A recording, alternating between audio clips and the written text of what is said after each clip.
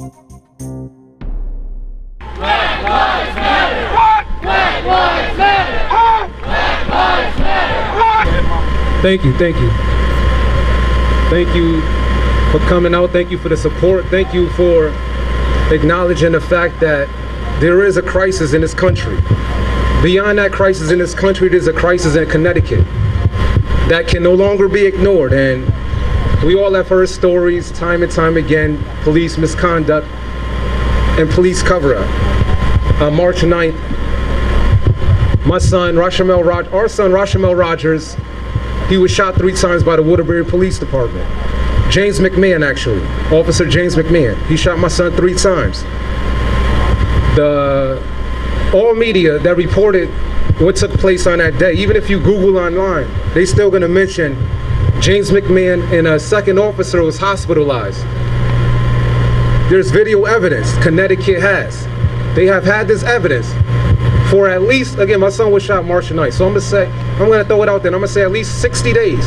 The state of Connecticut have had video evidence showing that the moment my son and Officer McMahon came in touch with each other, they showed exactly what James McMahon did to my son. They showed in this video my son not hitting an officer with a vehicle. This is what this video show. However, my son was charged with assaulting an officer. Not only that, they continue to tell the public he assaulted an officer. This officer, he's on paid vacation. 90 days later, paid vacation. Who's paying that vacation? Who's paying that paycheck? The people. We are. Again, he lied to the public. He said my son ran him over with a car, thus forcing him to fire. The paper said twice my son was shot. My son was shot 3 times. In the chest, 1 went through his back, in his arm. He had to have major surgery, nerve damage, and in his stomach. My son, he's gonna be fine. What I've done, I've reached out to the Waterbury Police Department, Police Chief Riddick, because in the paper, he said he's transparent. The Waterbury Police Department, they do not deal with misconduct. They're foregoing with their investigations and they're honest. Since this has happened to my son, Rashamel Rogers, I don't understand their logic or their understanding of what transparency is. They have not been honest with me.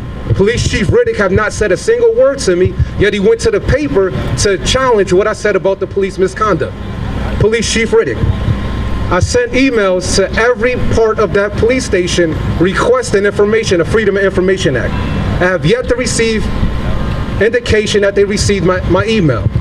I'm gonna push for every individual under the sun to do the same. Let me get into this as well. In the month of May, I spoke to State Attorney Lawler. I spoke to State Attorney Lawler. I called him on telephone. In my phone conversation with him, he voluntarily told me, okay, all right. State Attorney Lawler, he clearly told me my son was in a parked car when the officer began to shoot him. He was in a parked car. My son parked the car, officer jumped out of his vehicle, he began shooting my son up. The day after my son was shot, I'm just throwing things out there, because again, a lot of things the media will not purposely share with you people. The day after my son was shot, an individual I never met in my life, I don't know this person. He saw what the media was portraying, what they were pushing. He lived on the corner of the scene. He contacted me. He sent me a lengthy message. I do not mind sharing it with every person breathing. We all can read it together after I stop speaking. I do not mind. Clearly, I'm not playing games. This individual told me my son pulled up, the officer jumped out his vehicle. He had to look as if he wanted to kill my son. Jumped out, 1 hand on his firearm. He's blazing. He said he started firing. In his narrative, because there's an after the fact incident, the video. He's recording in his yard. He's asking the question, what did this young boy do to deserve this? This cop jumped out of his car and just started flaming. He said everybody running in the house, little kids running in the house. Maybe that's protocol. Maybe if you pull up under suspicion, yes, maybe if you pull up and you're under suspicion for whatever crime the police allege you've done, according to Connecticut, this must be the new protocol. Screw a court date, screw due process. If I'm a cop, if I'm an officer of Connecticut, I could use my firearm and deal with the system according to how I see fit. And how do we know How do they deal with that? Violence. There's so many stories of violence. Again, my son was shot. They tried to kill my son. He survived. That pissed the state of Connecticut off. I've spoken to different levels of the state. And again, they won't mention the things they've spoken to me or mentioned to me as far as my son. He didn't attempt to strike an officer. Lawler, speak this to the people. Again, you're in a phone conversation with me. I can't get that released to the public.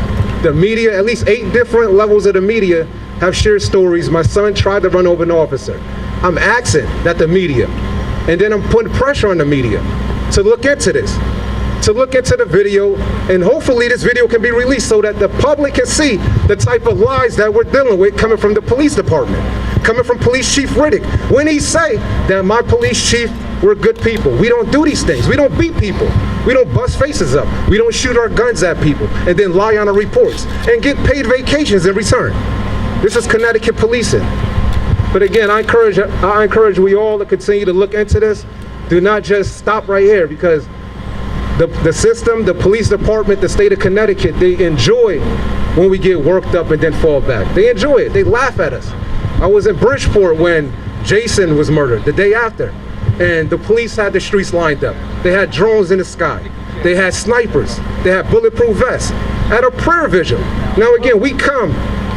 A kid was killed. We come to support a family, and both streets are blocked. And then on separate sides, there's police officers, guns out. We come in peace. They say, hey, we are the same. But again, that's not the image of peace. That's enough. But I appreciate you all for listening.